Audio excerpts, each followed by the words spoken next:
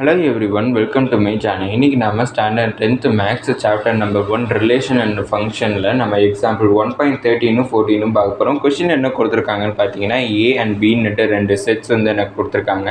அடுத்து ஒரு ஃபங்க்ஷனும் வந்து ஒரு எஃப்ங்கிற ஒரு ஃபங்க்ஷன் வந்து கொடுத்துருக்காங்க. அது வந்து ஒரு ஆர்டர்டு பேர் 1,4 2,5 3,6 வந்து எனக்கு கொடுத்துருக்காங்க.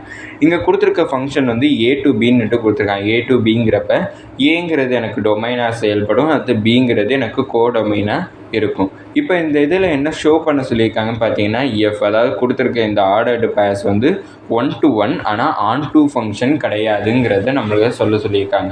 1 to 1 ஃபங்க்ஷன்னுட்டு பார்த்தோம்னா 1 to 1 ஃபங்க்ஷனுங்கிறது கொடுத்துருக்க டொமைனில் இருக்கக்கூடிய ஒவ்வொரு எலமெண்ட்ஸும் வந்து எனக்கு அதோடைய இன்புட் வந்து எல்லா இன்புட்டுக்குமே வந்து ஒரு அவுட்புட் வந்து இருக்கணும். அப்படி இருந்துச்சுன்னா வந்து அதுக்கு 1 to 1 ஃபங்க்ஷன்னுட்டு சொல்லுவோம். அதுவே ஆன் டூ ஃபங்க்ஷன்னா என்னென்னா கோடொமைனில் இருக்கக்கூடிய எல்லா எலமெண்ட்ஸுமே வந்து மேப் ஆகிருக்கணும். அப்படி மேப் ஆகிருந்துச்சுன்னா அதை ஆன் டூ ஃபங்க்ஷன்னுட்டு சொல்லுவோம். ஆனால் இங்கே வந்து இது ஆன் டூ ஃபங்க்ஷன் கிடையாதுன்னுட்டு சொல்லணும், 1 to 1 ஃபங்க்ஷனுங்கிறத சொல்லணும்னுட்டு சொல்லியிருக்காங்க. அப்படின்னா கொடுத்துருக்க ஃபங்க்ஷனை வந்து நான் ஃபஸ்ட்டு ஒரு ஆரோ டயக்ராமில் ரெப்ரசன்ட் பண்ணிக்கிறேன். ஆரோ டயக்ராமில் இது ஏ, இது பின்னுட்டு நான் கன்சிடர் பண்ணிக்கிறேன். ஏல ஃபுல்லாத்தையும் அதோட எலமெண்ட்ஸ் 1 2 3 வந்து எழுதிக்கிறேன். அடுத்து பியில் அதோட எலமெண்ட்ஸ் 4 5 6 7 வந்து எழுதிக்கிறேன். இப்போ இங்கே கொடுத்துருக்கப்படி நான் மேப் பண்ணுறேன். 1,4ங்கிறப்ப 1ஐயும் 4ஐயும் மேப் பண்ணிக்கிறேன். 2,5ங்கிறப்ப 2ஐயும் 5ஐயும் மேப் பண்ணிக்கிறேன். 3,6ங்கிறப்ப 3ஐயும் 6ஐயும் மேப் பண்ணிக்கிறேன். இப்போ 1 to 1 ஃபங்க்ஷனாங்கிறத சொல்லணும்னா இங்கே கொடுத்துருக்கக்கூடிய ஒவ்வொரு இன்புட்டுக்குமே ஒரு அவுட்புட் வந்து இருக்குது. அப்படின்னா இது 1 to 1 function. It is a 1 to 1 function அப்படிங்கிறத நம்ம கண்டுபிடிச்சாச்சு. ஆன் டூ ஃபங்க்ஷன்னுட்டு சொல்லணும்னா இங்கே கோடொமைனில் இருக்கக்கூடிய எல்லா எலமெண்ட்ஸ், அதாவது 4 5 6 7 எல்லாத்துக்குமே வந்து மேப் ஆகிருக்கணும். ஆனால் இங்கே 7 வந்து மேப் ஆகலை. அப்படி மேப் ஆகாதப்ப இது இன்டூ ஃபங்க்ஷன், ஆனால் ஆன் டூ ஃபங்க்ஷன் கிடையாது. அதனால் it is not a onto function. இதை தான் நம்மளை ப்ரூவ் பண்ண சொல்லியிருந்தாங்க. 1 to 1 ஃபங்க்ஷனாக இருக்கணும், ஆனால் ஆன் டூ ஃபங்க்ஷனாக இருக்கக்கூடாதுன்னுட்டு ப்ரூவ் பண்ண சொல்லியிருந்தாங்க. அதை நம்ம ப்ரூவ் பண்ணிட்டோம். அதனால் ஹென்ஸ் ப்ரூவ்டுன்னுட்டு நம்ம எழுதிக்கிறேன். இதை நீங்கள் கொஞ்சம் நம்ம கண்டுபிடிச்சது எப்படிங்கிறத வேர்டிங்ஸில் எழுதணும்னா எழுதிக்கோங்க. அந்த வேர்டிங்ஸ் வந்து புக்கில் வந்து தெளிவாக கொடுத்துருக்காங்க, அதை பார்த்து நீங்கள் தெரிஞ்சுக்கோங்க. அடுத்தது எக்ஸாம்பிள் 1.14. எக்ஸாம்பிள் 1.14 கொஷின் என்ன கொடுத்துருக்காங்கன்னு பார்த்தீங்கன்னா ஏன்னு ஒரு செட் வந்து கொடுத்துருக்காங்க. அடுத்தது f such that a to பிங்கிறது ஒரு ஃபங்க்ஷன் வந்து ரெப்ரசன்ட் பண்ணுது. ஏங்கிறது ஒரு டொமைன், அதுக்கப்புறம் பிங்கிறது ஒரு கோடொமைன் அப்படின்னு சொல்லியிருக்காங்க. இது எந்த ஃபங்க்ஷனை ரெப்ரசன்ட் பண்ணுறது பார்த்தோம்னா ஆன் டூ ஃபங்க்ஷனை வந்து ரெப்ரசன்ட் பண்ணுதுன்னு சொல்லியிருக்கோம். ஆன் டூ ஃபங்க்ஷனுங்கிறப்ப கோடொமைனில் இருக்கக்கூடிய அதாவது ரைட் சைடில் இருக்கக்கூடிய ஆரோ டயக்ராமில் ரைட் சைடில் இருக்கக்கூடிய பார்ட்டில் இருக்கக்கூடிய எல்லா எலமெண்ட்ஸுமே வந்து மேப் ஆகிருக்கும். அப்படி மேப் ஆகிருக்கிறது தான் வந்து ஆன் டூ ஃபங்க்ஷன்.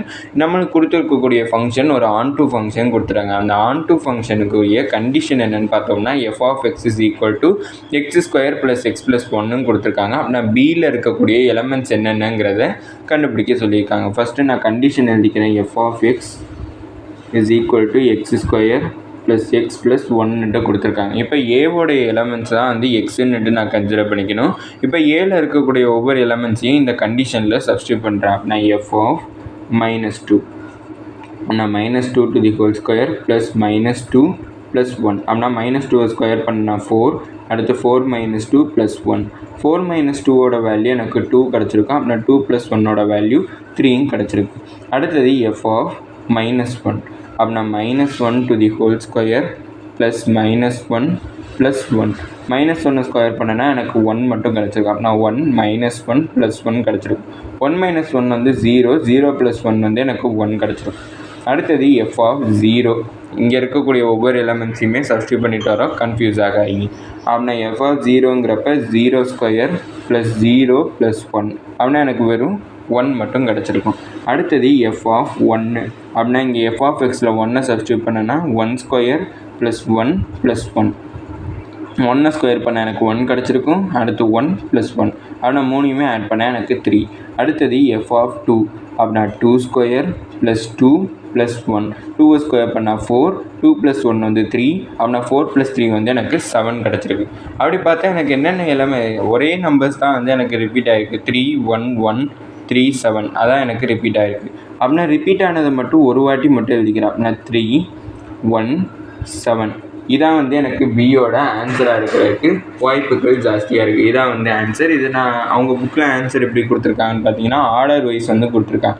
அதனால் B = 1, 3, 7 இதான் பியோட எலமெண்ட்ஸாக இருக்க முடியுங்கிறத கண்டுபிடிச்சிருக்கோம். இதோட இந்த வீடியோ முடிஞ்சிச்சு. மறக்காமல் நம்ம சேனலை சப்ஸ்கிரைப் பண்ணி சப்போர்ட் பண்ணுங்கள்.